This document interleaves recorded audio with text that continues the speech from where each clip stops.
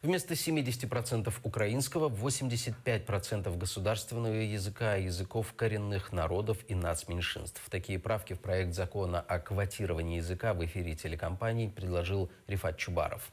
Это позволит сохранить вещание на крымско-татарском языке, уверен нардеп. В парламентском комитете по свободе слова эти изменения пообещали поддержать.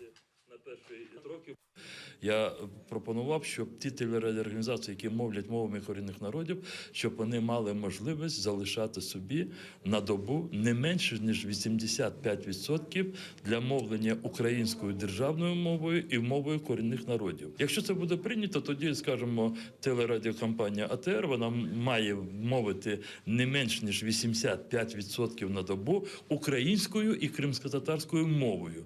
У тому співвідношенні, яке воно само встановить. Ну, зрозуміло, що і державна мова там буде достатньо помітною. Але ці норми ми всі враховуємо, і ми виправляємо свій борг перед вами по радіомовленню, вносячи зміни також, оскільки ми всіх зобов'язали 60% ведення українською мовою, то в даному випадку ми пропонуємо виняток для корінних народів також. Добре, і доєднуємо сюди, ці норми будуть в інших поправках.